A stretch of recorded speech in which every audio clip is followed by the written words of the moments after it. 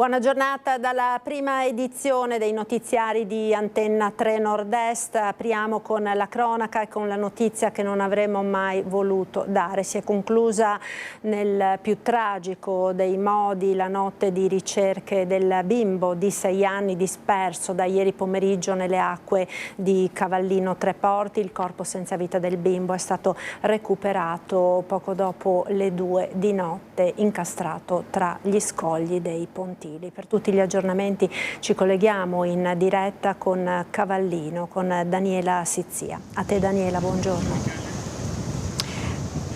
Buongiorno Marta, buongiorno anche ai telespettatori. Qui siamo proprio nel punto dove il piccolo Carlo stava giocando, stava divertendosi tra le onde, si tuffava, giocava e purtroppo poi non è più risalito e quindi la mamma ha immediatamente allertato i soccorsi. Sono arrivati davvero in tanti per cercare di dare una mano. Lo vedete, siamo proprio a Cavallino Treporti e vi faccio vedere qua hanno, se magari Michele mi segue, guardate, hanno messo candele, hanno messo conchiglie, quello che piaceva tanto al piccolo, una maglia con delle preghiere, con dei messaggi, e i turisti oggi sono sconvolti, un clima davvero non più di festa, non più di felicità, non più una vacanza, sono tutti molto tristi, avevano partecipato attivamente alla ricerca di questo bimbo e proprio qui siamo, la mamma era qui sulla riva, lo stava guardando, non si capisce che cosa sia accaduto. Il bimbo forse ha bevuto sott'acqua, non si sa, sta di fatto che non è più riemerso. Immediato, è stato tempestivo, è stato l'intervento davvero di tutti i soccorsi, anche dei bagnini che si sono precipitati qua e hanno addirittura fatto una catena umana per cercare il bimbo, una catena con centinaia e centinaia di bagnanti che si sono messi uniti per mano e sono arrivati fino a dove potevano per cercare il piccolo Carlo, ma purtroppo non è stato ritrovato. Io sono con l'assessore Alberto Ballarin, assessore del comune di Cavallino Treporti, assessore al turismo. Assessore, una tragedia immensa, una macchina imponente per cercare il piccolo, ma purtroppo l'esito è stato tragico. Assolutamente sì, una grandissima tragedia che ci ha toccato nel profondo del cuore. La nostra vicinanza da parte della sindaco Roberta Nesto, di tutta l'amministrazione comunale e di tutta la comunità di Cavallino Treporti è proprio alla famiglia per quanto è accaduto in un luogo che è un luogo di divertimento, un luogo di spensieratezza, un luogo di vacanza, e purtroppo per loro è stato invece un momento di grande apprensione prima e di tragedia subito dopo. Ecco, la mamma è rimasta qua fino davvero all'ultimo, cercando nella disperazione di vedere qualsiasi cosa si potesse muovere nell'acqua per cercare di vedere quel costumino giallo che portava il figlio e fino a quando l'avete convinta ad andare in una camera e a cercare di rimanere, di riposare per quel che si poteva? L'amministrazione ha messo a disposizione la psicologa che collabora con il comune assieme alla Croce Verde per dare sostegno e supporto ad una persona che per ovvi motivi si trova in una difficilissima situazione. Penso che bisogna essere una madre proprio per capire quanta disperazione nel cuore possa avere questa signora e tutta la sua famiglia per quanto avvenuto ieri pomeriggio. Ecco, ieri pomeriggio era una giornata, comunque abbiamo sentito di mare mosso, insomma c'era la bandiera rossa. In realtà era un momento abbastanza tranquillo per il mare. La bandiera rossa è stata issata nel momento in cui poi sono intervenuti i bagnini in un'emergenza e quindi non erano più di presidio sulla torretta, e come da regolamento va issata la bandiera rossa, e proprio loro sono stati i primi ad intervenire e un grande grazie va a loro, primi ad accorrere all'emergenza, ma poi anche a tutte le forze dell'ordine che hanno con grande forza cercato in ogni dove, sia in mare che in spiaggia che in terra, il piccolo che purtroppo è stato ritrovato sulla notte fonda. Assessore, dove è stato trovato il bimbo? Lontano da qui? non molto distante da qui, proprio qui al largo. La corrente poi lo ha trasportato per qualche decina di metri. Io sono anche con il presidente dell'Asso Camping, Francesco Berton. Presidente, una tragedia anche per voi, insomma, perché ovviamente non è più una giornata di festa, è una giornata davvero di lutto. Assolutamente, si respira proprio un'atmosfera di lutto, infatti siamo qui in spiaggia, è la settimana di Ferragosto, c'è tanta gente, però è una giornata mesta. Noi come strutture ricettive all'aria aperta abbiamo deciso di sospendere tutte le attività di animazione in spiaggia, infatti potete vedere c'è una tranquillità in segno di rispetto proprio per la famiglia, per questo evento tragico che nessuno si aspetta in questi giorni di festa. Per noi la sicurezza è fondamentale, infatti c'è un presidio, i campeggi che sono anche i concessionari delle spiagge antistanti si occupano appunto di garantire la sorveglianza attraverso i bagnini, che sono stati i primi a intervenire. Purtroppo a volte possono succedere queste tragedie e per noi è appunto una giornata di lutto e di tristezza per noi e per i nostri ospiti, infatti anche all'interno delle strutture oggi non si parla d'altro. Presidente, questa mamma, che è fra l'altro una mamma di origine rumena, il bimbo Carlo, era una giornaliera, non era ospite qua di un camping? Sì, la differenza non c'è, nel senso che la spiaggia è presidiata nel suo complesso. Ogni tratto di arenile è una spiaggia libera che è frequentata anche dalle persone esterne, però è assolutamente, fa parte del comparto ed è sorvegliata e vigilata. Infatti proprio dalle testimonianze della madre i primi ad intervenire dopo la segnalazione sono stati proprio i bagnini del comparto qui vicino che hanno subito fatto sinergia con gli altri bagnini, sono intervenuti con le moto d'acqua, perché i nostri bagnini sono molto attrezzati con imbarcazioni, moto d'acqua, oltre che i classici pattini. Dopo ovviamente sono arrivate e hanno allertato come da procedura la Capitaneria di Porto, che ha coordinato. Anche noi facciamo molto riferimento alla Capitaneria di Porto, che è ovviamente l'autorità competente per quanto riguarda la sicurezza in mare, che ha la propria ordinanza che noi rispettiamo, insomma, e che quindi prevede subito di allertare la Capitaneria di Porto, che si è mossa subito con tutti i suoi mezzi. Grazie davvero Presidente, come vedete la gente è in spiaggia, fanno fatica a parlare. Prima siamo arrivati, c'era un turista straniero che è arrivato con le lacrime agli occhi per guardare le candele, le conchiglie, i messaggi che hanno lasciato i turisti qui quando hanno scoperto questa mattina che purtroppo il piccolo era stato trovato privo di vita, come avete sentito, non lontano purtroppo da qua, adagiato sul fondo. E guardate, ci sono ancora le forze dell'ordine che stanno presidiando, girando, sono della Capitaneria di Porto, hanno sentito anche tutti i bagnini, li vedete proprio sulla riva, stanno continuando a sentire. Noi abbiamo parlato anche con il bagnino che per primo è intervenuto e ha chiesto di fare questa catena, ha detto in pochi attimi sono arrivati tutti che hanno dato una mano, tutti che chiedevano se potevano entrare in acqua per poter cercare il piccolo Carlo. Abbiamo chiesto, diceva il bagnino, di non far entrare i bambini, ovviamente per il pericolo, poi perché non eravamo più a sorvegliare, ma tutti gli adulti si sono davvero presi per mano e davvero hanno fatto tutto il possibile. Come vedete, eccoli qua, la Capitaneria di Porto, la vedete alle mie spalle, che sta continuando a monitorare e controllare la spiaggia, sta sentendo tutti i bagnini, sta sentendo anche i bagnanti per ricostruire quello che è accaduto, per capire come mai il piccolo non è stato visto, è andato a fondo e non è più risalito. Quindi insomma le indagini ovviamente da parte della Capitaneria di Porto, da parte delle forze dell'ordine per ricostruire questa tragedia che ha davvero funestato questo agosto qui a Cavallino Tre Porti, dove da una giornata di festa si è trasformata davvero in una giornata di lutto e davvero di un incubo per tutti i turisti che oggi, ripeto, stanno venendo qui per dare un omaggio, un pensiero al piccolo che è stato trovato privo di vita. Marta, qui da Cavallino Tre Porti è davvero tutto, se non hai domande io ti restituisco la linea. Grazie Daniela. Noi ora da Cavallino Treporti andiamo a Roncade, perché di Roncade era originario il bimbo. Con la sua famiglia si erano recati appunto sul litorale per trascorrere una giornata al mare, una giornata purtroppo finita tragicamente. Andiamo dunque a Roncade con Lina Paronetto. A te Lina, buongiorno.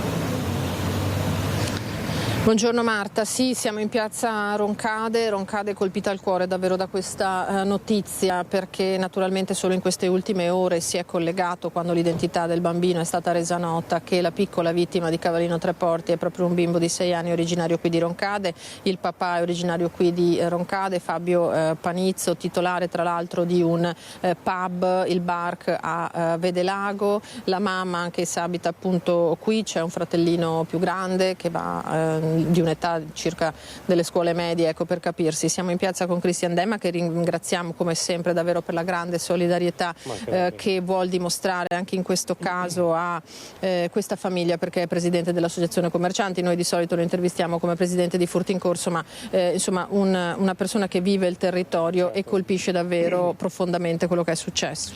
Sì, siamo rimasti sconvolti anche tutti noi qui a Roncade, perché alla fine, anche se è città, ma alla fine è un paese e siamo tutti quanti tra di noi, e quindi già ieri sera, quando avevamo visto che c'era questa problematica di questo bambino, già giravano voci che probabilmente era di Roncade, si era perso in spiaggia. Eravamo andati tutti anche noi in panico nel nostro, dicendo mamma mia, cosa sta succedendo, e via così. E poi, quando capivamo che non si riusciva ancora a trovare, abbiamo cominciato anche noi tutti un pochino nel nostro a fare qualche preghiera di fondo, perché si spera sempre nel meglio di magari si era nascosto, quelle cose lì.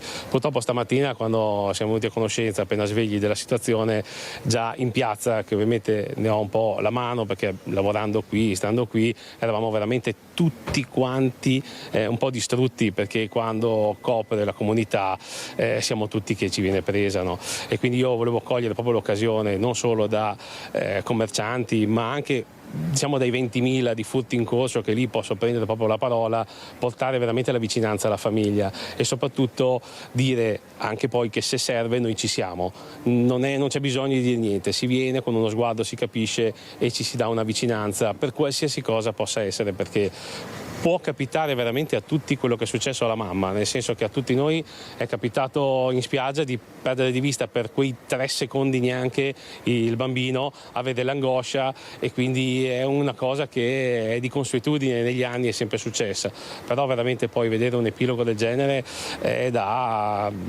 veramente da essere dispiaciuti. Speriamo di fare un po' di preghiere tutti insieme, non vorrei scadere nel religioso, ma purtroppo quando ci sono queste disgrazie, ahimè, noi cerchiamo aiuto lì, e magari se possibile stasera facciamo una candelina tutti insieme sul poggiolo di casa, che male non fa, perché comunque è un pensiero che vola al cielo questo angelo. Certo, allora la famiglia, abbiamo detto, Panizzo abita in via Vivaldi, come detto Fabio è un ristoratore, la mamma Dana lavora all'Ottaviana Ristorazione, che ha tra le varie sedi anche quella di Olmi di San Biagio e di Callalta, e appunto c'è un fratellino maggiore. Una giornata che doveva essere una giornata di svago, sì, da pendolari in spiaggia, come ha già spiegato da Cavallino Treporti la nostra Daniela Sizia. Invece questo dramma che si è consumato poi con il tragico epilogo nella notte, poi riporta appunto Roncade, già colpita da diversi lutti ultimamente, al centro di una tragedia che è più grande di qualsiasi parola noi si possa usare. Non ci sono parole, perché quando tocca, per carità, quando tocca a tutti è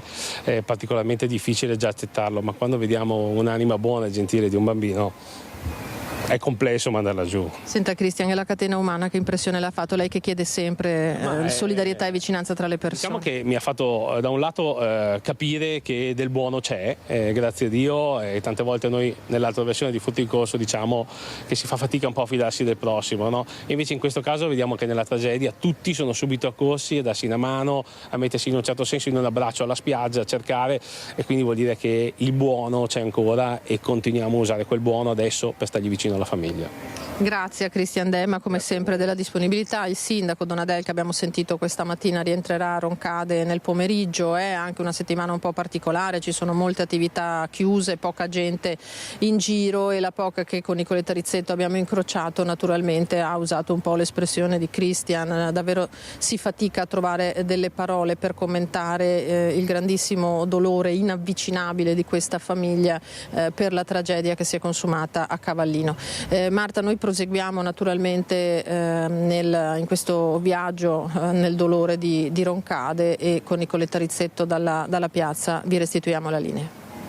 Grazie Alina Paronetto. E in queste ore c'è un'altra tragica vicenda che arriva dal litorale, che ha per protagonista un bimbo di 5 anni. La Procura di Venezia ha iscritto nel registro degli indagati la mamma che era alla guida dell'auto finita nel Sile a Jesolo. L'ipotesi è di lesioni colpose. Rimangono intanto gravissime le condizioni del bimbo di 5 anni rimasto per quasi 20 minuti sott'acqua. È indagata con l'ipotesi di lesioni colpose la 38enne di origine moldava che guidava l'auto finita nel Sile con a bordo i figli di 12 e 5 anni.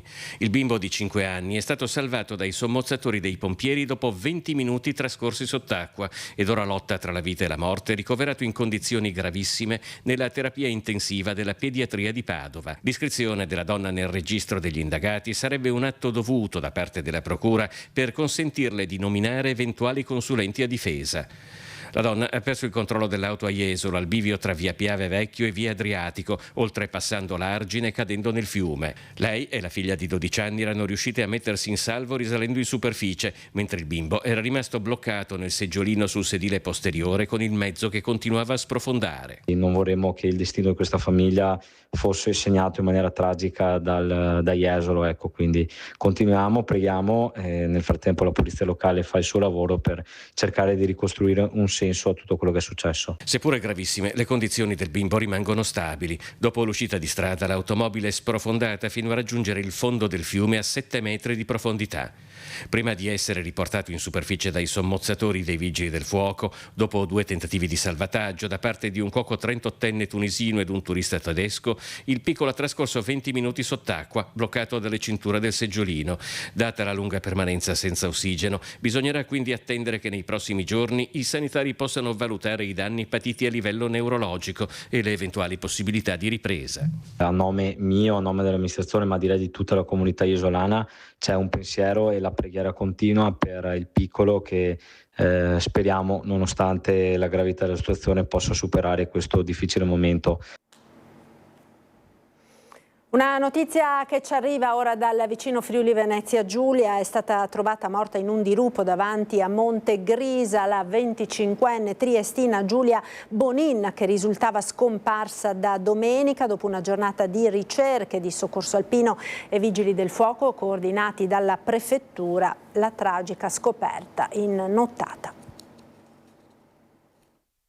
Una giornata intera di ricerche e la diramazione della foto alla stampa nella serata di ieri, poi pochi minuti prima delle 23 la scoperta del corpo di Giulia Bonin in un dirupo nei pressi di Montegrisa. La 25enne si era allontanata da casa domenica all'ora di pranzo. Prima del ritrovamento del cadavere, proprio in quella zona dell'Altura Carsica, era stata trovata la sua borsetta. Gli esperti di soccorso alpino e vigili del fuoco hanno scandagliato quell'area per tutto il pomeriggio, passando in rassegna ogni possibile anfratto attorno al Tempio Mariano.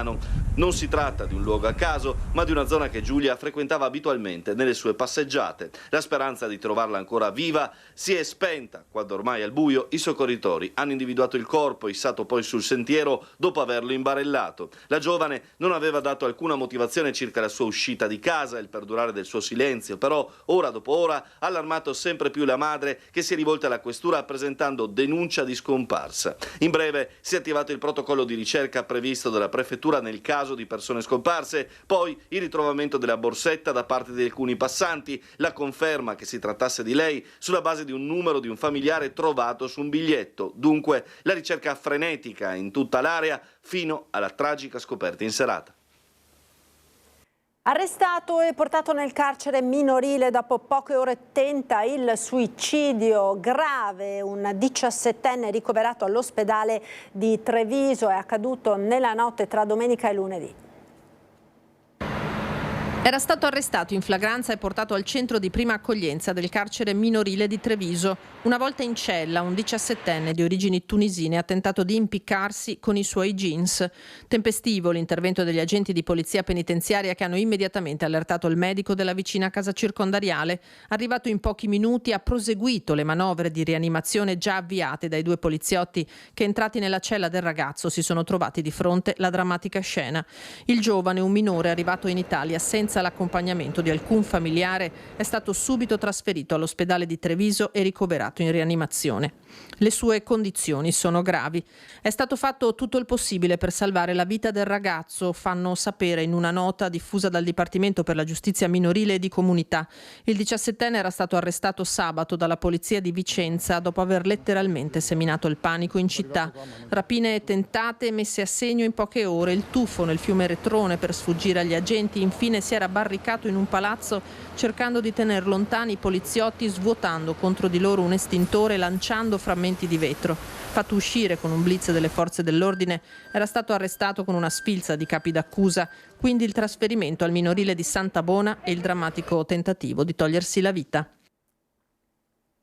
Ed ancora cronaca, purtroppo sono state ore davvero tragiche, quelle vissute sulle strade della nostra regione. Nella notte a San Vendemiano ha perso la vita nello scontro tra due moto un ragazzo di appena 20 anni. Ci aggiorna in diretta Edi Caliman. A te, buongiorno.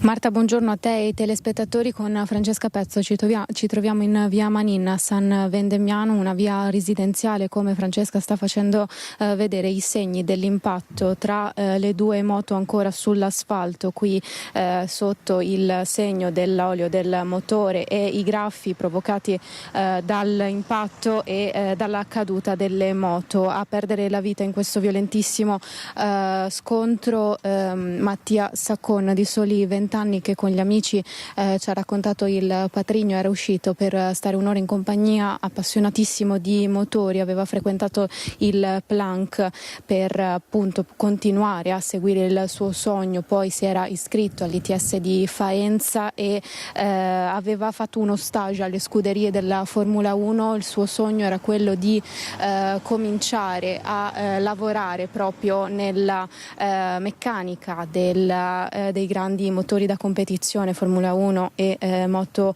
GP. Per terra ancora qui i segni che dimostrano quanto la moto del ragazzo sia volata per moltissimi metri, qui dove si è fermata, e poco più avanti dove giaceva il corpo, intorno all'1 di questa notte, quando alcuni vicini hanno sentito, alcuni ancora svegli, chiedere aiuto, come ci ha testimoniato una signora che abita poco distante. Le case qui nei dintorni sono vuote perché è una settimana di esodo estivo, sono tutti in ferie. Questa mattina presto, intorno alle 9 del mattino, il patrigno è venuto a pulire quanto possibile le tracce di sangue che ha lasciato il giovane. Non è ancora appurato, ma da alcune ricostruzioni e dai racconti di chi ha soccorso il ragazzo nell'impatto, lui avrebbe non perso il casco, ma il casco si sarebbe rotto, quindi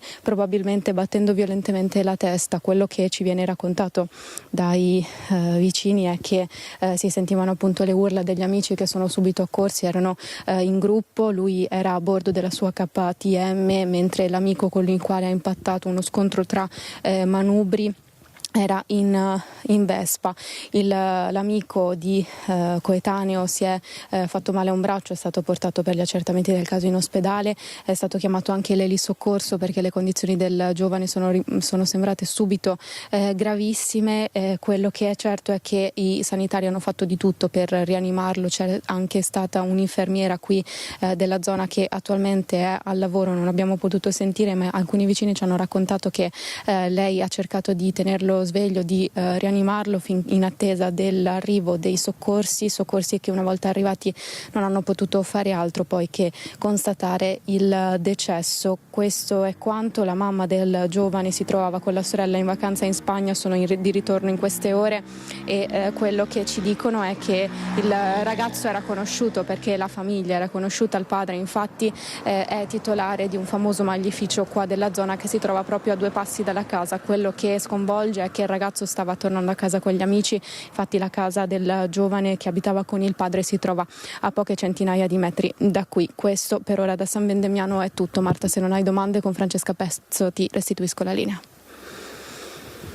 Per questo collegamento anche alla nostra Edi Calimani, intanto dobbiamo registrare anche un altro grave incidente stradale che si è verificato ad Albignasego nella cintura padovana in via Guizza Conselvana. Una 26enne originaria del Marocco e residente in provincia di Torino è uscita di strada perdendo il controllo del suo scooter, rovinosa la caduta. Subito testimoni hanno allertato i soccorsi sul posto, oltre alla polizia locale. Il SUEM, che prima ha stabilizzato la donna, poi l'ha portata all'ospedale a Padova, dove è ricoverata in gravi condizioni. I medici non sciolgono ancora la prognosi, per la quale si riservano ancora 24 ore. Dalla ricostruzione effettuata dalla polizia locale, la donna sarebbe scivolata da sola sull'asfalto, escluso quindi il coinvolgimento di terzi.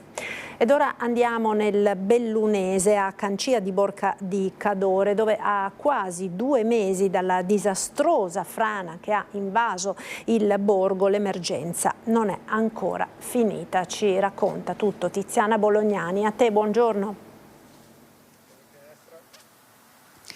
Sì, buongiorno Marta, sono con la signora Daniela Scaglia e siamo in Zentilon, siamo nella sua proprietà.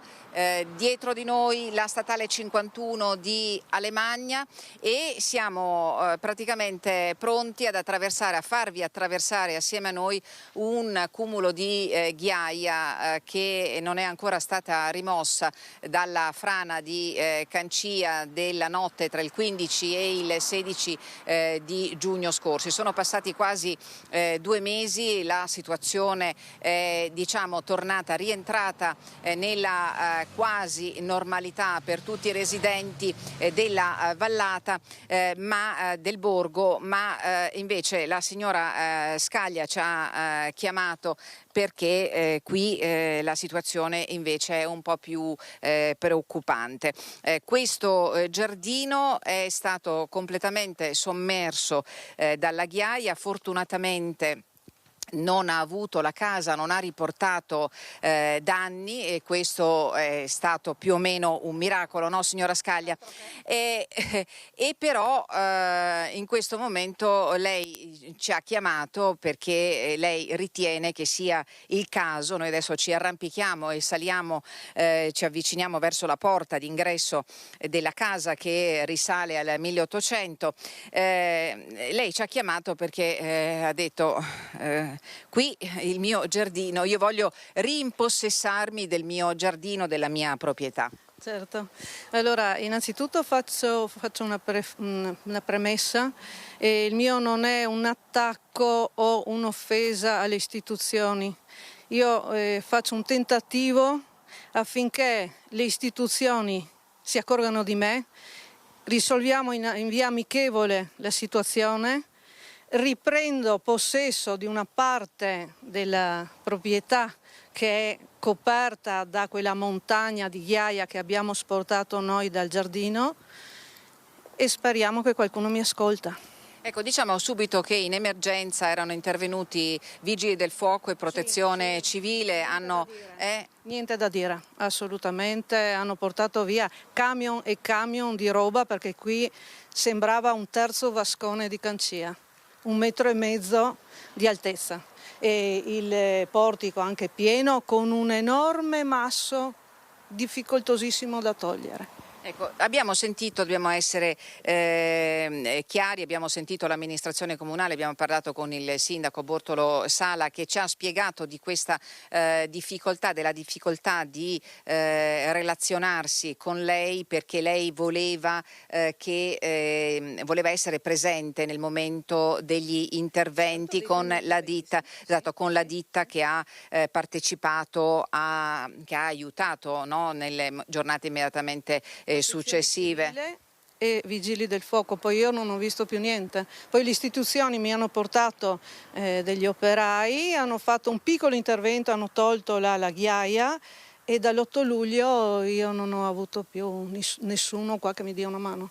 Ecco, lei però ha anche esposto il problema principale, cioè che in caso di maltempo, in caso di piogge, e ce ne sono state moltissime per tutto il mese di luglio, tutta questa ghiaia porta con sé, esatto. E la melma scorre giù e arriva fino alla statale. Infatti io ho mandato anche una raccomandata all'ANAS che si è premurata di avvisare le istituzioni e di sollecitare una pulizia. Anche per questo io ho il terrore che qualcuno si faccia male, perché si riempie la carreggiata di melma viscida.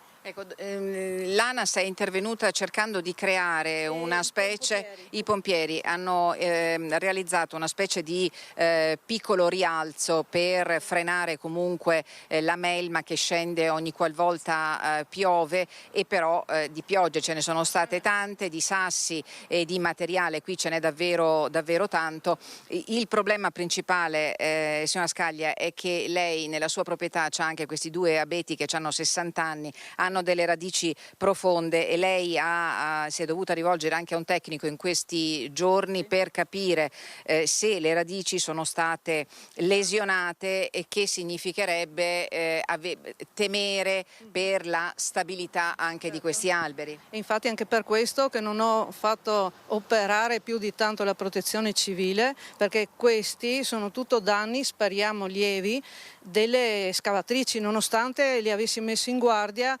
e ho detto attenzione che ci sono le radici superficiali. Lei però è stata fortunata, signora, dobbiamo proprio dirlo, perché nella sfortuna lei quella sera, il giorno 15, lei aveva salutato Borca di Cadore per andare a Trieste. Lo diciamo, lei è triestina, ma le sue radici sono qui a Cancia di Borca di Cadore, con i suoi trisavoli, bisnonni, eccetera. Lei aveva lasciato questa sua casa alle 8 di sera. Sì. 3 ore dopo ha ricevuto la chiamata da suo cugino. 11:30 è venuta giù la frana. Se non mi è venuto un infarto quella volta. Il cuore tiene tutto il resto.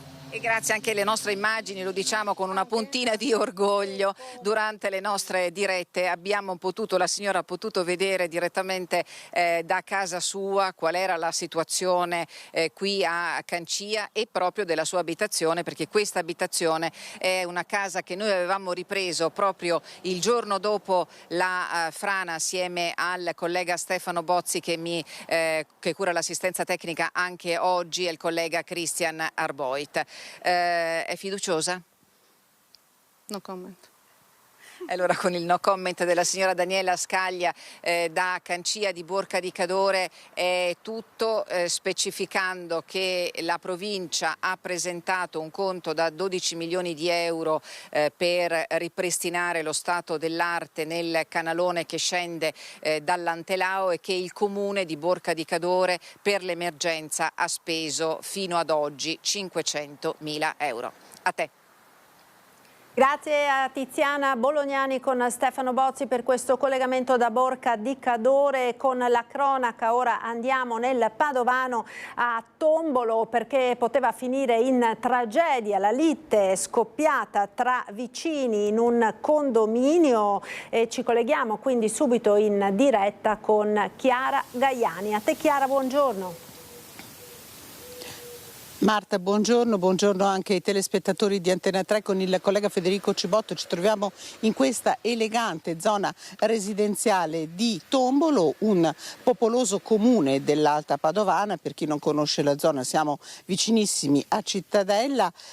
Tutto è scoppiato domenica sera, un uomo stava rientrando con il cane nella sua abitazione, dal giardino di un vicino arrivava una musica davvero molto alta, per questo l'uomo ha fatto semplicemente un gesto di stizza per poi rientrare a casa. Il vicino, un uomo di 53 anni, lo ha letteralmente seguito, è piombato all'interno dell'abitazione, ha rotto un tavolo ed è piombato su di lui con grandissima violenza, iniziando a colpirlo in modo terribile proprio per questa reazione di stizza. Preso male, l'uomo è riuscito a raccattare un coltello che era probabilmente sul tavolo e ha ferito il suo aggressore con alcuni fendenti. L'aggressore non si è dato pace, se l'è presa anche con la moglie dell'uomo, che ha 61 anni, che era stato aggredito, che era giunta in soccorso del marito. Ovviamente gli altri vicini hanno immediatamente chiesto aiuto, sono piombati qui i carabinieri, è arrivata anche l'ambulanza del SUEM 118. Tutti e due, sia il 53enne, l'aggressore, che il 61enne, sono stati accompagnati in ospedale. Per il primo solo leggere ferite da taglio, il secondo invece è stato tenuto sotto osservazione da una prognosi sicuramente di 20 giorni. Non ha ferite, non ha fratture, però è stato colpito da botte in tutto il corpo. È stato avvisato il procuratore, il PM di Padova, che ha stabilito per il 53enne gli arresti domiciliari per lesioni gravi, e i carabinieri stanno indagando per cercare di capire se all'origine di un gesto così violento ci fossero anche altri motivi. Per tutta stanno continuando a compiere i rilievi, non è escluso che anche i vicini vengano sentiti in procura. Certo, una situazione che poteva essere drammatica poteva finire in tragedia. In questi giorni di grandissimo caldo, in cui sappiamo che purtroppo fatti simili possono accadere, dal sindaco di Tombolo, che non è in paese in questi giorni, arriva però un messaggio a tutta la cittadinanza di stare tranquilli, che è un fatto assolutamente isolato, quindi non ci devono essere preoccupazioni. Ve lo faremo sentire nei TG di questa sera. Direi che da Tombolo è davvero tutto, grazie alla collaborazione tecnica di Federico Cibotto, e io vi restituisco la linea. Grazie Chiara Gaiani. Noi ora ci fermiamo per qualche istante di pubblicità, linea alla regia. A tra poco, restate con noi.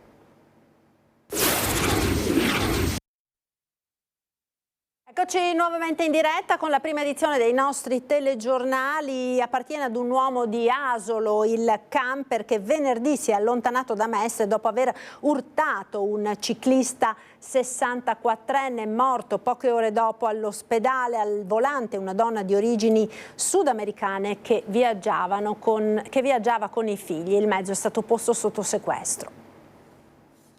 Grazie alla polizia locale, che ha individuato prontamente chi era alla guida del camper che ha investito Paolo Pistolato, il ciclista morto in Rampa Rizzardi a Mestre qualche giorno fa. Alla guida del mezzo c'era una donna di origini sudamericane con a bordo 2 adolescenti. Il camper risulta intestato a un uomo residente ad Asolo, in provincia di Treviso. Secondo le testimonianze raccolte, la donna si sarebbe fermata pochi istanti dopo l'impatto, rendendosi conto dell'accaduto, ma poi si sarebbe allontanata senza prestare soccorso. Individuata grazie anche a un sistema efficace e distribuito di telecamere su tutta la città. Le indagini condotte dalla polizia locale di Venezia hanno permesso di rintracciare il veicolo e sequestrarlo. Le immagini delle telecamere di sorveglianza della zona hanno ripreso sia l'urto che il numero di targa. Gli inquirenti stanno approfondendo la posizione della conducente, che al momento è indagata per omicidio stradale colposo, omissione di soccorso e fuga. Proseguono gli accertamenti per chiarire nel dettaglio la dinamica e le responsabilità. Le nostre condoglianze vanno ai parenti, ai familiari e agli amici di Paolo Pistolato, che ha perso la vita in questa maniera molto tragica, ed ora speriamo che la giustizia faccia il suo corso e anche insomma ci siano delle pene esemplari, perché morire in questo modo senza poi fermarsi non è assolutamente ammissibile. Paolo Pistolato, originario di Favaro Veneto, quella mattina aveva preso la bicicletta perché lo scooter era in officina. Musicista e compositore, era molto conosciuto per la sua passione per la musica. È deceduto all'ospedale dell'Angelo di Mestre dopo un intervento chirurgico d'urgenza. I suoi familiari hanno dato il consenso all'espianto degli organi. A Loreggia, ora, dove è molto forte ancora il dolore per la scomparsa di Andrea Brugnaro, morto sabato notte in un incidente di moto, una tragedia che arriva solo in 9 mesi dalla morte del fratello Michele, anche lui vittima di un incidente in moto. Non sono momenti semplici per tutta la famiglia.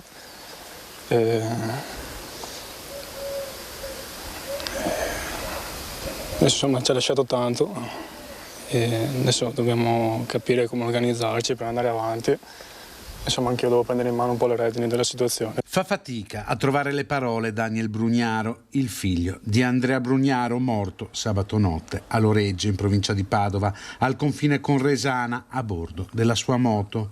Con gli occhi protetti da dei grandi occhiali scuri, ricorda quel papà che gli ha insegnato tutto quello che sa. Io faccio manutentore per un'azienda di Resana, anche grazie a quello che mi ha insegnato mio papà, insomma, perché è un lavoro che insomma, bisogna conoscere molti. Sapeva fare tuo papà? Sì, era un tuttofare, infatti mi ha insegnato così tutto. Una famiglia distrutta dal dolore, quella dei Brugnaro. Mamma Ornella non riesce a parlare, ho il cuore troppo carico di dolore, ha confessato alla sindaca, che è andata a trovarla subito dopo l'incidente. Una famiglia molto unita che solo 9 mesi fa piangeva un altro figlio, Michele, 32 anni, anche lui morto in un incidente a Resana, in provincia di Treviso. Tutti uniti sicuramente, soprattutto i miei nonni e i fratelli, i miei zii. Andrea non sapeva darsi pace per la morte del fratello Michele, ci confida il figlio. Non c'era giorno in cui non parlasse di lui. La moto, la passione che li univa, un uomo ricco di interessi, ben voluto da tutti, che ha lasciato molto alla famiglia. Sicuramente la sua disponibilità, la sua inventiva nei lavori, la capacità di essere autonomi, diciamo che è stato un gran maestro. La data dei funerali è fissata per giovedì alle 10 alla chiesa di Loreggia. Per volontà della famiglia, inoltre, non saranno interrotti i festeggiamenti della fiera di San Rocco. Ieri, quando sono andata a parlare con la famiglia e chiedere, condividere con loro il cosa fare, la risposta è stata: Andrea amava le sagre, amava le feste e non avrebbe mai voluto ci fosse un'interruzione. Sicuramente come amministrazione parteciperemo alle esequie. Il rider pakistano morto dopo un tragico incidente a Vigonza. La procura ha firmato il nulla osta. La salma del 35enne potrà ritornare in patria. Dovrebbe partire entro un paio di giorni la salma di Shahzad Baloch, il 35enne pakistano, rider per una notissima agenzia di consegna di cibo per asporto, investito lo scorso 25 luglio a Vigonza e morto dopo 4 giorni di agonia in ospedale. Il PM di turno ha firmato il nulla osta e quindi la salma è stata restituita ai familiari che stanno organizzando il rientro in Pakistan, dove sarà celebrato il funerale. Proveniva da una città del nord-est del paese asiatico, Shahzad Baloch, e qui dalla moglie e dalla figlia tornava ogni estate. Nel frattempo proseguono le indagini per ricostruire la dinamica dell'incidente. Con l'accusa di omicidio stradale è iscritta nel registro degli indagati la donna al volante dell'auto che ha investito il 35enne, una 44enne residente a Noventa Padovana.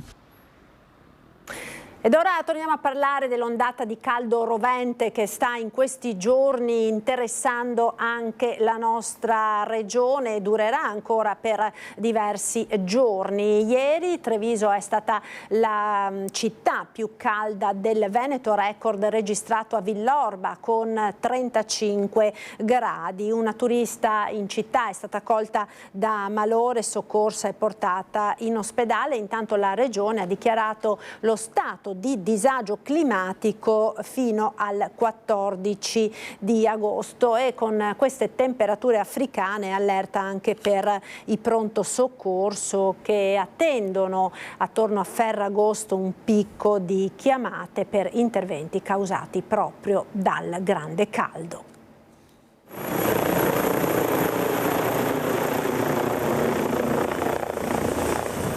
Rispondono alle chiamate, elaborano l'emergenza, inviano ambulanze e sono reattivi già in 4 minuti per volare con l'elicottero in tutto il Veneto. Sono le donne e gli uomini del SUAM 118 pronti per le allerte di Ferragosto, in particolare quelle legate al grande caldo di questi giorni.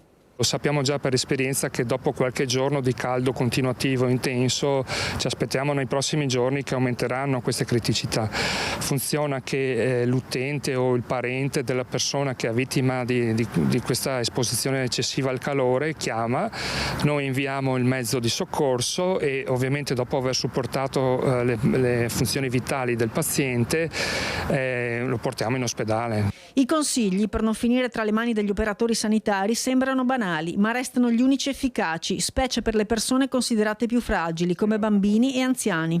Col caldo si suda molto di più, come tutti sappiamo, quindi bisogna reintegrare questi liquidi bevendo magari di più, soprattutto i pazienti anziani che non hanno il senso della sete, devono sforzarsi di bere anche se non sentono lo stimolo della sete. E ancora per quanto soprattutto riguarda i pazienti anziani che sono anche i più fragili, mi raccomando di non cambiare la terapia che usano abitualmente, che i farmaci che assumono sempre vanno continuati a essere assunti. Se ritengono di dover cambiare qualcosa si devono consultare con il proprio medico curante. Un lavoro, quello degli operatori, che passa per la centrale operativa che riceve le chiamate che poi vengono smistate a seconda della necessità. Può servire un'ambulanza con il medico oppure un'ambulanza con un infermiere, un operatore ALS. L'elicottero solitamente esce nei codici rossi e quindi nei casi più gravi. Caldo e sovraffollamento delle celle hanno fatto scattare la protesta dei detenuti nel carcere di Belluno. Pentole sbattute sopra le sbarre e grida, weekend di proteste per i detenuti del carcere di Belluno che si sono fatti sentire dai residenti nelle vie adiacenti alla struttura nel quartiere di Baldenic. Pare che tutto sia stato causato dal caldo soffocante che nelle celle sovraffollate è stato il detonatore della rivolta sedata dagli agenti della polizia penitenziaria. La struttura, già oggetto di severi richiami da parte dei sindacalisti della funzione pubblica che tutelano il lavoro degli agenti, è datata. La capienza indicata è di 92 persone, mentre attualmente nelle celle si contano 106 detenuti e gli spazi sono ristretti, anche perché parliamo di un edificio eretto nel 1933. In questo periodo poi la convivenza è ancora più complicata perché il lavoro all'esterno per chi ne ha accesso è sospeso per le ferie d'agosto e dunque per chi è costretto in carcere dividere l'aria è questione di sopravvivenza. Impossibile parlare con il garante dei detenuti, posizione vacante da alcuni mesi dopo che è scaduto l'incarico retto da Maria Losito. Nessuno ha risposto al primo bando del Comune di Belluno che attualmente non senza difficoltà sta lavorando, così assicura l'assessore Marco Dal Ponte, alla predisposizione del nuovo atto. Sabato la protesta è andata avanti per oltre una mezz'ora e ha richiamato l'attenzione di chi vive nei palazzi adiacenti. Non risultano persone ferite né reazioni nei confronti della polizia penitenziaria che ha portato la quiete. Certo, le temperature almeno fino a Ferragosto nel capoluogo sono previste ancora ben sopra i 30 gradi e pur se privati della libertà ai detenuti lo Stato ha il dovere di garantire condizioni di detenzione conformi ai diritti umani e a ogni persona, anche se ha commesso un reato, mantiene il diritto fondamentale alla dignità umana. A Padova ora camminava in viale Arcella con una pistola carica nel borsello. La polizia ha arrestato un cinese di 39 anni. È finito prima in questura e dopo in carcere il cittadino cinese di 39 anni arrestato sabato pomeriggio dagli agenti delle volanti. L'uomo stava camminando lungo viale Arcella a piedi, ma alla vista dell'auto della polizia ha cercato di allontanarsi. Un atteggiamento che non è sfuggito all'occhio attento degli agenti che sono scesi e lo hanno fermato per un controllo. Nel borsello il 39enne aveva nascosto una pistola calibro 7,65 di fabbricazione jugoslava con la matricola a brasa.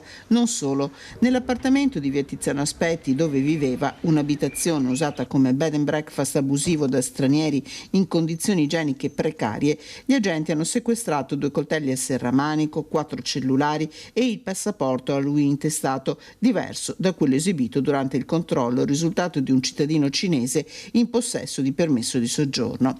Irregolare in Italia, il 39enne era già conosciuto alle forze dell'ordine per una rapina commessa a luglio a Prato con altri 3 connazionali. Per il 39enne, forse affiliato alla malavita cinese che agisce in Italia e di cui solo la scorsa settimana la polizia ha sgominato una vasta organizzazione in diverse regioni, tra cui il Veneto, è scattato l'arresto per detenzione di arma clandestina, ricettazione, sostituzione di persona. Il GIP ieri ha convalidato l'arresto, disponendo la misura della custodia cautelare in carcere. Andiamo ora a Tessera, a Venezia, dove proprio pochi minuti fa è atterrato Don Capovilla dopo essere stato bloccato per più di 7 ore all'aeroporto di Tel Aviv. Ci racconta tutto Filippo Fois. A te Filippo.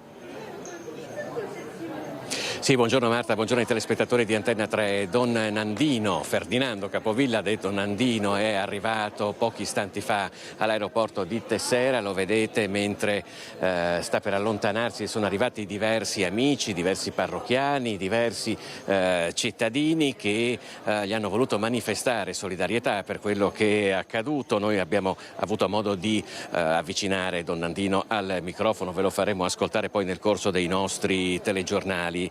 E cosa ci ha detto Don Nandino? Don Nandino in realtà si è schernito, ha detto: in fondo a me non è successo niente, mi hanno trattenuto per diverse ore in una guardiola, ma c'è gente che questa situazione la vive tutta la vita. Chi è Don Nandino? È un parroco di frontiera, come ce l'hanno descritto le persone che si trovano qui, parroco del quartiere Cita di Marghera, un quartiere difficile, un quartiere di confine per l'appunto, ed è anche un esponente di Pax Christi, che è una associazione pacifista cristiana cattolica. Proprio in questa veste Don Nandino era atterrato a Tel Aviv per compiere un pellegrinaggio in Palestina, certo denunciando anche quelle che sono le situazioni in cui vive la popolazione da quando è scoppiata la guerra a Gaza. Questo evidentemente non è andato bene, perché quando è arrivato all'aeroporto di Tel Aviv ci ha raccontato immediatamente, quando ha mostrato il passaporto, sono suonati tutti gli allarmi e gli hanno detto che era un cittadino non gradito, con una formula che è di ordine e sicurezza pubblica. Questo ha voluto dire per lui trascorrere circa 7 ore in una guardiola. Ci ha detto che veniva accompagnato, se doveva andare in bagno veniva accompagnato da 4 soldati, e dopodiché al primo volo disponibile è stato fatto tornare qui in Italia. Quindi c'è un po' di amarezza, ma allo stesso tempo diciamo c'è la coscienza di aver fatto quello che Don Nandino ha sempre fatto, insomma, nell'ambito della predicazione del Vangelo e del suo essere vicino anche qui a Marghera alle persone che si trovano più in difficoltà. Poi, come detto, nel corso dei prossimi telegiornali vi faremo sentire nel dettaglio cosa ci ha raccontato e chi c'era qui ad aspettarlo e per quale motivo. Per ora ti restituisco la linea, Marta. Grazie a Filippo Fois con la collaborazione tecnica di Simone Mello. Noi continuiamo con la cronaca, una notizia che ci arriva dal Trevigiano, dove 2 veneziani sono stati denunciati per furto aggravato in concorso. Rubavano le offerte nelle chiese. Hanno preso di mira le cassette delle offerte nelle chiese, 2 i malviventi incastrati dalle telecamere di videosorveglianza. Si tratta di un 57enne e di un 42enne, entrambi italiani, residenti in provincia di Venezia con precedenti di polizia. I ladri hanno pensato bene di fare prima irruzione nel Duomo di Montebelluna, dove, indisturbati, hanno asportato dalla cassetta delle elemosine monetine per 50 euro. Poi, non contenti, si sono diretti presso il vicino tempietto della Madonna Dolorata. Qui hanno forzato il lucchetto della cassetta delle offerte e si sono impossessati della somma contante di circa 100 euro. Poi sono fuggiti facendo perdere le tracce. Dopo la denuncia presentata ai carabinieri sono scattate immediatamente le indagini. I militari dell'Arma di Montebelluna hanno acquisito e visionato le immagini delle telecamere di videosorveglianza della zona. I 2 malviventi, conosciuti alle forze dell'ordine, sono stati denunciati per furto aggravato in concorso. Puntine da disegno sulla via che conduce a Cima Grappa, weekend di ruote bucate per i tanti cicloturisti che frequentano la zona. Nessuno però ha denunciato. L'invito della sindaca a segnalare per poter avviare le indagini e trovare i responsabili. In questi 2 giorni abbiamo diverse segnalazioni di ciclisti che si ritrovano con la ruota bucata. È un brutto esempio, è una situazione non piacevole. Un gesto che può portare all'emulazione, uno sfregio al territorio e alla sicurezza dei cicloturisti. Puntine da disegno e bronzini disseminati sull'asfalto che da 2 giorni bucano le ruote di chi percorre la strada in bicicletta. È allarme in via Generale Giardino, salita che porta sulle vette di Cima Grappa, e piovono le segnalazioni. Abbiamo appunto tantissime segnalazioni, anche perché il turismo della bicicletta in quest'ultimo periodo è molto diffuso, si sta diffondendo, soprattutto in questo periodo di stagione, di periodo di ferie. Forata anche una costosa mountain bike elettrica che stava percorrendo il sentiero. Di gesto scellerato parla la sindaca Ravagnolo. Se un ciclista è in discesa e si trova in un momento della bucatura della ruota, diventa veramente pericoloso. Quanto all'autore del gesto ci sono però pochi dubbi. Potrebbe essere qualche automobilista che non accetta la circolazione dei ciclisti. Io devo dire una cosa sinceramente, la strada è di tutti e tutti quanti dobbiamo rispettare la strada. A mancare attualmente sono le denunce. Solo segnalando alle forze dell'ordine è possibile infatti far scattare indagini approfondite. Mi dicono che non c'è stata fatta nessuna denuncia. Io l'appello che posso fare è: denunciate assolutamente, perché così abbiamo anche noi della documentazione, dei momenti, delle date, degli orari dove sono stati fatti dove hanno ricevuto questa problematica, insomma. Multati perché stavano facendo canoeing e torrentismo in Val Fogarè lungo il torrente Cordevole nel territorio del Parco Nazionale delle Dolomiti Bellunesi, dove questa attività sportiva è vietata da apposito regolamento. Sono stati i carabinieri forestali a intercettare la comitiva di 6 cittadini spagnoli ignari di compiere un illecito. Condotti in caserma a Sedico, sono stati multati per 300 euro complessivi. La delibera della Regione Veneto, siamo alla pagina della sanità, che permette l'assunzione di medici stranieri con titolo estero non ancora riconosciuto, contrari tutti gli ordini professionali, dai medici agli infermieri. Questa delibera ci ha francamente colti tutti di sorpresa. Il Veneto è l'unica regione, mi risulta, che vuole utilizzare questi medici, questi colleghi che sono formati in università che non vengono riconosciute dall'Italia, con lauree non riconosciute, e mettere nel pronto soccorso. Riteniamo questo sia un grave pericolo per la salute dei cittadini innanzitutto.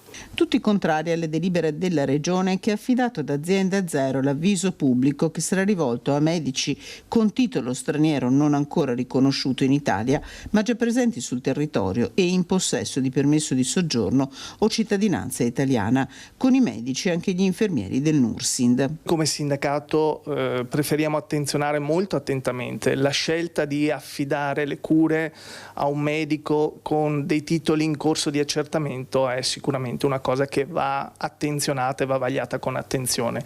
Siamo a favore eventualmente di una creazione di una commissione regionale per velocizzare i tempi. Tanti i punti di domanda dei professionisti della sanità, dalla preparazione di questi medici al fatto che non sono iscritti ad un albo professionale. Io sono laureato in medicina a Padova, ho fatto la specialità a Padova, ho studiato su migliaia di pagine di libri, ho sostenuto decine di esami, ogni anno vengo valutato con corsi di aggiornamento e formazione che se non faccio mi bloccano la mia attività professionale, e questa è una garanzia, penso, per i cittadini, per i nostri ammalati. Mettere nei pronti soccorso del nostro ospedale medici che oggi non sappiamo qual è la loro preparazione e professionalità è un rischio che penso che il Veneto non dovrebbe correre. Ci fermiamo ora per qualche istante di pubblicità, tra poco. Eccoci di nuovo in diretta con la prima edizione dei nostri telegiornali. Apriamo ora uno spazio dedicato alle ferie, alle vacanze. Siamo nella settimana clou dell'estate. Andiamo quindi sul litorale veneziano a Jesolo con i nostri prossimi ospiti. Benvenuti e grazie per essere con noi a Pierfrancesco Contarini, presidente dell'AIA, l'associazione jesolana albergatori, e Angelo Faloppa, presidente di Confcommercio San Donà Jesolo. Buona giornata, grazie per essere con noi. Comincerei subito con qualche dato. Presidente Contarini, si sta molto parlando in questi ultimi giorni di difficoltà delle famiglie in crisi, soprattutto per quanto riguarda il ceto medio, ma a quanto pare evidentemente negli alberghi non si sta risentendo di questo, o non è così? Noi abbiamo in questo momento quasi raggiunto il sold out. Sappiamo bene che è la settimana di Ferragosto, quindi il 95% dell'occupazione delle nostre case è raggiunto. Abbiamo avuto per il momento un'ottima stagione con un giugno strepitoso che ha segnato un più 7%, un luglio che si è dimostrato simile a quello dell'anno scorso, e quindi un ottimo luglio, e un agosto che ha tutte le prospettive per diventare nuovamente un agosto da record. Quindi è pur vero che vediamo una riduzione di quella che è forse la permanenza media, quindi si fanno meno giorni, però la vacanza al mare resta sempre un must sia per la clientela italiana che per la clientela straniera. Ecco, per quanto riguarda proprio il Ferragosto nello specifico, che come sappiamo è la festività soprattutto del turismo italiano, come nazionalità, come si dividono gli ospiti?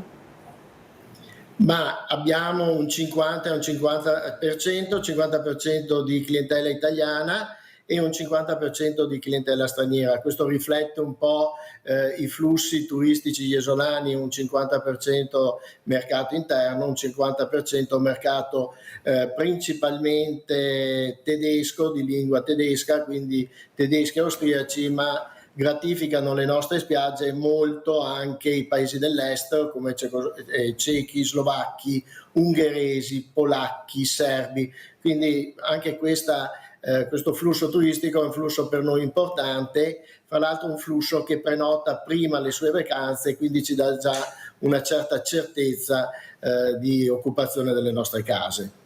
Per quanto riguarda i consumi, presidente Faloppa, come sta andando questa stagione? Abbiamo letto in questi ultimi giorni consumi in picchiata, caro prezzi, sia per quanto riguarda gli stabilimenti balneari, sia per quanto riguarda la ristorazione e non solo. Come sta andando questa stagione e nello specifico, insomma, questi giorni clou dell'estate? Sì, se ne leggono, se ne sentono tante. Facciamo una considerazione per quanto riguarda la spiaggia.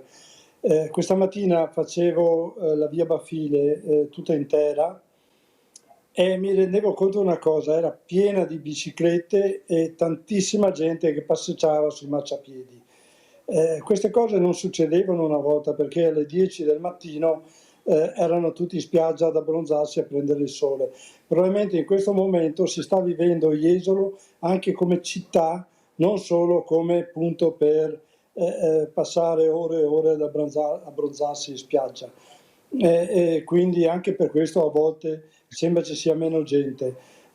Penso che quello che ha detto il presidente Contarini sia quello che corrisponde alla situazione effettiva, perché le strutture sono praticamente tutte al completo e non ci sono spazi, c'è gente che passa, chiede camere perché non riesce a trovarne da nessuna parte.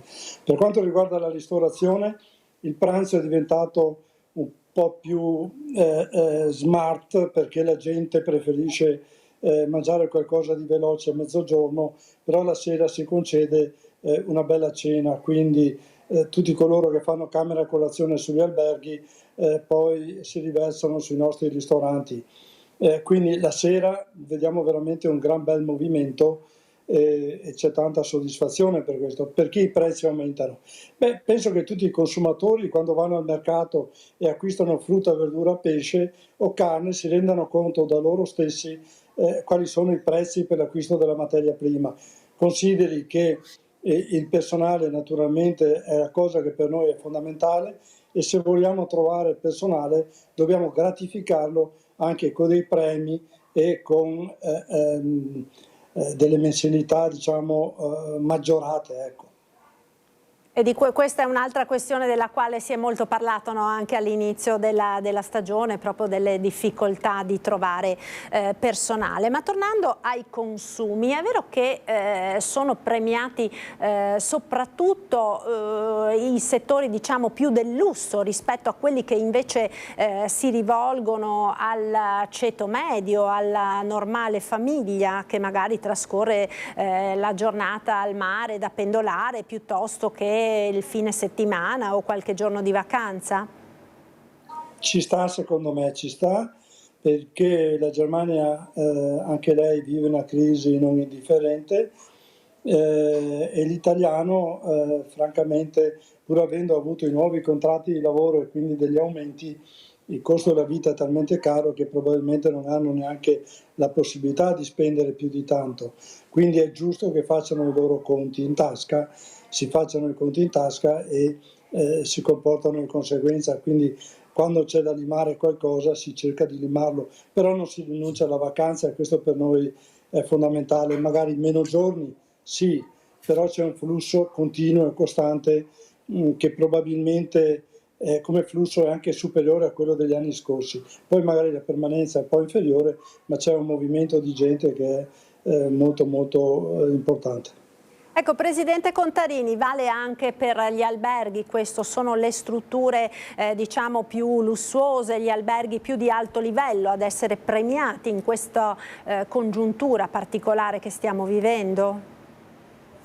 Ma io penso che siano stati premiati bene o male tutti gli alberghi, sia quelli di alta gamma, quelli del lusso, perché sicuramente è un settore che non conosce crisi, però anche gli alberghi di quarta categoria, terza categoria, insomma i 4 stelle, i 3 stelle hanno la loro clientela. Jesolo, ricordiamoci, è una spiaggia di alta fidelizzazione della nostra clientela e questo ci permette insomma di avere quello zoccolo duro di clienti che ogni anno tornano e che ogni anno riconoscono nel brand Jesolo una spiaggia ormai a livello internazionale. Quindi io penso che ci sia forse una riduzione di quella che è la permanenza media, perché invece di 7 giorni se ne fanno 5, scelgono di arrivare al lunedì e di partire al venerdì, onde evitare forse quello che pensano il grande afflusso del weekend, del sabato e della domenica, ma in realtà tutte le categorie hanno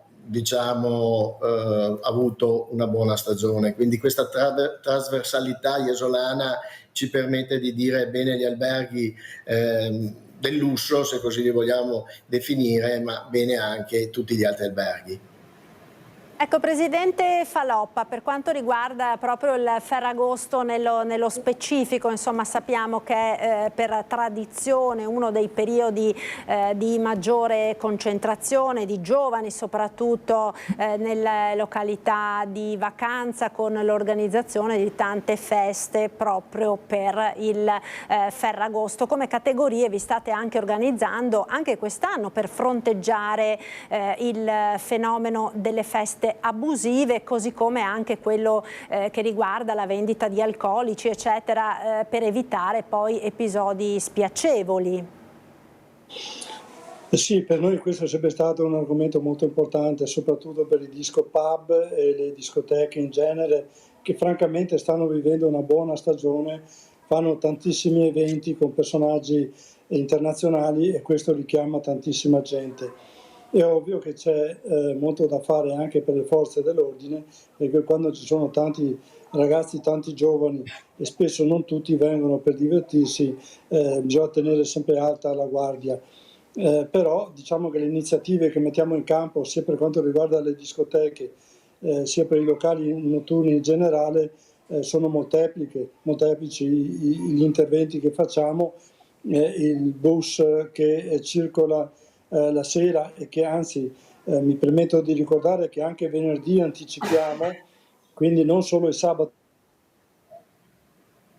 Oh, si è bloccato. Aspetti, Presidente, si è bloccato il collegamento, non la sentivamo più. Se può ripartire, diceva che il bus è stato anticipato? Sì, è stato anticipato anche al venerdì, perché visto che siamo a Ferragosto, ed è un momento molto importante perché i ragazzi, noi non vogliamo che bevano di più, ma anche quel poco in più che bevono, mettersi alla guida può diventare pericoloso. Ecco perché diamo la possibilità con questi autobus di ritornare nelle località limitrofe in totale sicurezza e anche gratuitamente. È uno dei tanti interventi che facciamo con i locali notturni proprio per dare risposta e tranquillità anche ai genitori. Grazie, sappiamo quanto sia importante, questo purtroppo lo raccontiamo quotidianamente con la cronaca dei nostri telegiornali. Io vi ringrazio allora per essere stati con noi, grazie ad Angelo Faloppa, presidente di Ascom Confcommercio San Donà Jesolo, e a Pier Francesco Contarini, presidente di AIA, Associazione Jesolana Albergatori. Una buona giornata e naturalmente un buon lavoro in queste giornate che sappiamo essere particolarmente impegnative per le vostre categorie. Grazie ancora. Grazie a voi. Grazie a voi.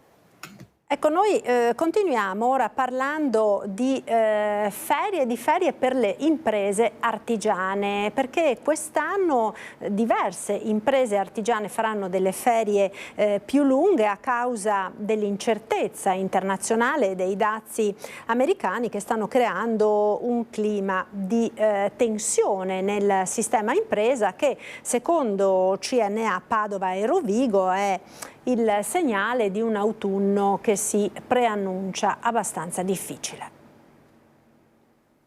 Un periodo di ferie di dipendenti allungato di qualche giorno per alcune aziende che potrà arrivare anche a 2 settimane in più.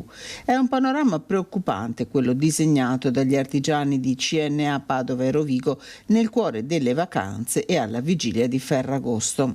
In settori a volte che veramente ci hanno stupito, come l'edilizia, settore che d'estate lavora sempre molto e che a causa della fine dei bonus rivolti ai cittadini invece quest'anno sembra mordere un po' il freno, e soprattutto nella manifattura che a causa delle grandi incertezze internazionali ma anche della crisi della Germania, del calo della limitata crescita del PIL nel nostro paese stanno segnando un po' il passo. La crisi tedesca, lo scenario geopolitico mondiale, i dazi americani del presidente Trump arrivano in un periodo di generale stagnazione con la produzione industriale che ha già segnato nel primo trimestre una leggera battuta d'arresto con un meno 0,3% su base annua. L'anticamera, secondo l'associazione, ad un ricorso agli ammortizzatori sociali in un autunno che su questo fronte si annuncia difficile. Chiediamo quindi al governo un'attenzione rispetto al nostro mondo, al mondo della piccola impresa e dell'artigianato che è in difficoltà e ha bisogno di un sostegno. A Treviso, ora 8 mesi dall'apertura della passerella sulla Noalese, gli utenti ancora la utilizzano poco per attraversare la strada, talvolta rischiando anche per la propria incolumità. Vediamo.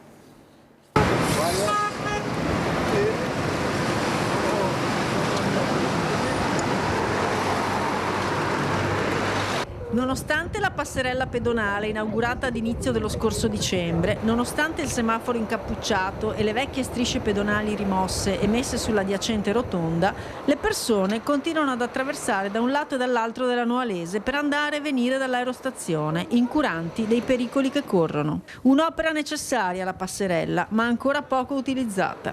Sì, ha fatto bene, era per tanti incidenti che poteva capitare. È una cosa cosa buona fatta. Praticamente l'ho presa a piedi perché c'è tanta gente e quindi facciamo fatica a starci dentro perché è troppo stretta per il flusso di gente che c'è. E nonostante siano stati anche messe dei jerseys al posto del vecchio passaggio pedonale, i turisti attraversano lo stesso. Questo ragazzo ci dice che non ha visto i cartelli segnaletici per la passerella e chiede scusa, mentre quest'altro signore, che torna in Romania con la famiglia, conferma invece che non sapeva ci fosse la passerella, ma l'ha vista e la considera molto utile. Poi c'è chi si lamenta perché era troppo lontano, non c'è un cartello, no. Me l'ha appena detto lei, sinceramente. Cioè, so dell'esistenza, però non c'è un cartello, non c'è niente, quindi si potrebbe anche mettere volendo. Piuttosto di prendere la passerella, molti decidono di attraversare sulle strisce pedonali appena dopo il centro commerciale e di fronte alla fermata dei bus. Ma c'è chi si è lamentato anche di questo, dicendo che così si obbligano le auto a fermarsi in modo repentino e si mette comunque a rischio il pedone. E invece c'è poi chi fa sintesi in soli 10 secondi. Per quelli che vanno dall'altro parcheggio sicuramente è un'ottima cosa. Per quelli che vanno di qua magari è più semplice passare di qua, quindi così. Per la festa dei 60 anni chiedono agli amici di fare una donazione all'associazione fondata da Sammy Basso, una bella iniziativa di solidarietà. Vediamo. Un 60° compleanno speciale nel nome della solidarietà e della ricerca. Sì, perché l'avvocato Giuseppe Padovan e l'imprenditore Sergio Strada hanno deciso di festeggiare in maniera alternativa il loro 6° decennio di vita e la loro lunga amicizia. Hanno infatti chiesto ai 350 invitati alla loro festa di fare una donazione all'associazione AIPROSAB, fondata da Sammy Basso, il giovane scienziato morto lo scorso 5 ottobre che tanto aveva lottato per la ricerca e la cura della progeria, patologia rara da cui era affetto. Entrambi da anni molto vicini a lui e al suo lavoro, in una sola serata, tra un brindisi e l'altro, hanno raccolto una cosa come 5.100 euro, consegnati nelle mani di Laura Lucchin e Amerigo Basso, i genitori di Sammy che stanno portando avanti il lavoro del loro figlio. Perché il messaggio di Basso è vivo più che mai e sta ispirando sempre più persone in questa fame di scienza e ricerca per riuscire a trovare una soluzione a queste terribili malattie rare. Era quello che voleva il giovane biologo. È quello che sta portando avanti chi ha creduto e crede ogni giorno in lui. Si è concluso il progetto Ci sto a fare fatica, 35 comuni della Marca coinvolti con oltre 900 giovanissimi impegnati in lavori di manutenzione insieme ad educatori e tuttofare.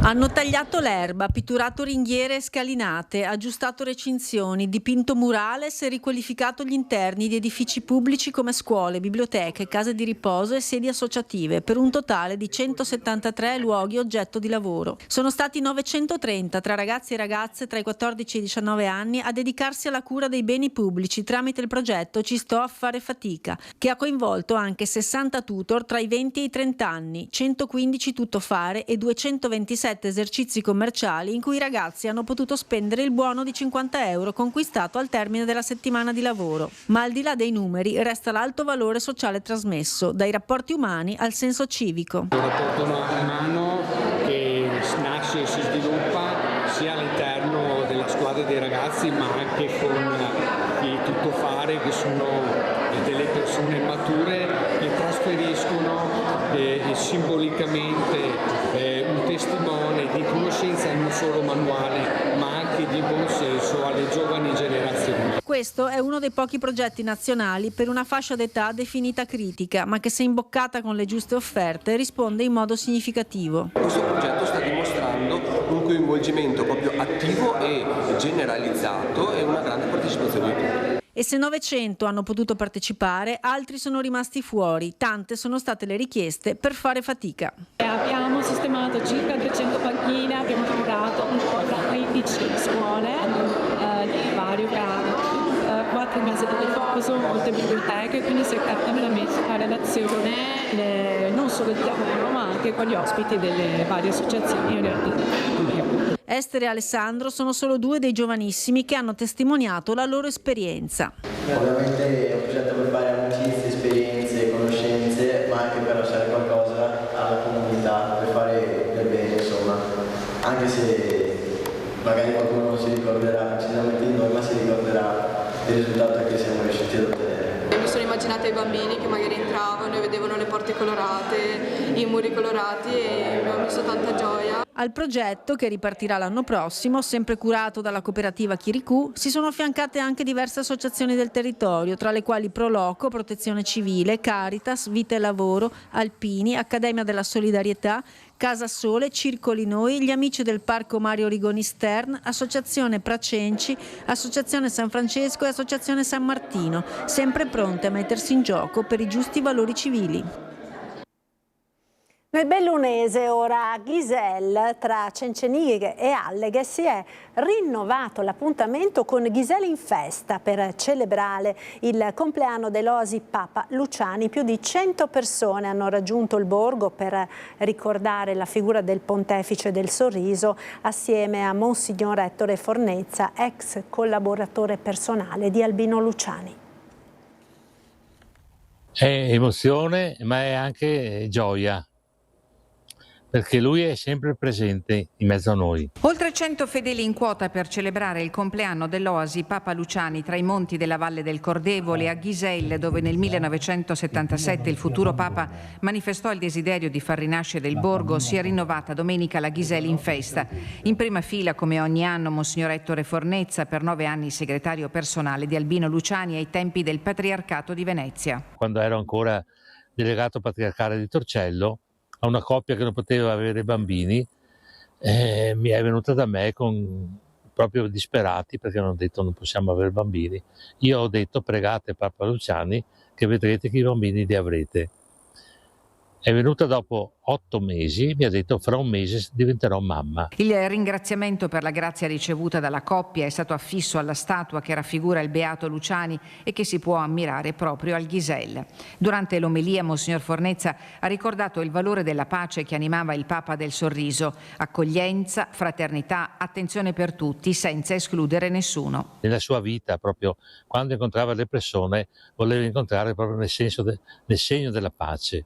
E quindi lui non rifiutava mai nessuno e cercava di aiutare sempre tutti con amore, con umiltà, ma anche con tanta generosità. Un momento di memoria, spiritualità e comunità nel segno di un Papa che continua a ispirare anche a quasi 50 anni dalla sua visita a Ghiselle. Fede, speranza e carità sono le 3 cose che lui amava, e soprattutto la quarta, la più grande di tutte, è l'umiltà. Chi usa l'umiltà avrà la gioia anche qui, ma avrà la gioia anche di essere accettata in paradiso. La sezione Alpini di Vicenza organizza il pellegrinaggio sul Monte Pasubio in ricordo degli avvenimenti bellici della Grande Guerra. Un pellegrinaggio in ricordo dei caduti, quello che si svolgerà il 6 e 7 settembre al Monte Pasubio con la presenza del Labaro dell'Associazione Nazionale Alpini.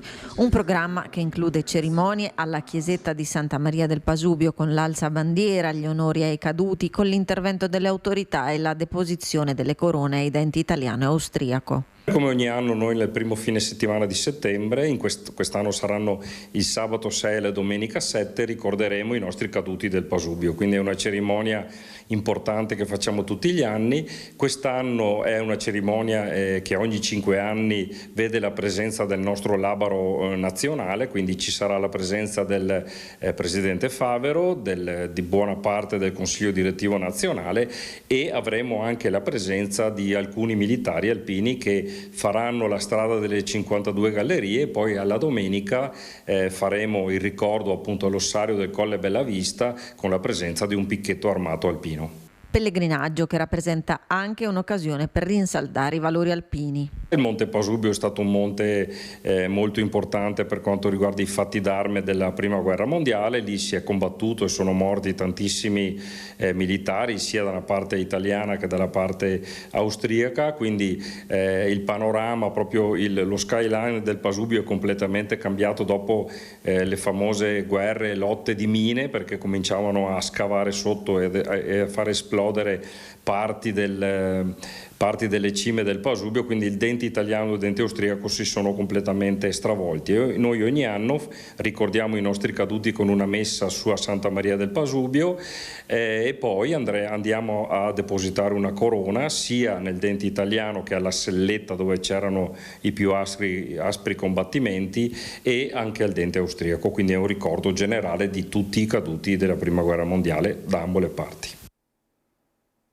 Sull'altopiano di Asiago, ora per parlare dei tanti che in queste giornate di Ferragosto stanno affollando l'altopiano per andare a funghi senza patentino e senza rispetto per l'ambiente. La nostra Vanessa Banzato ha raccolto lo sfogo del sindaco di Rozzo.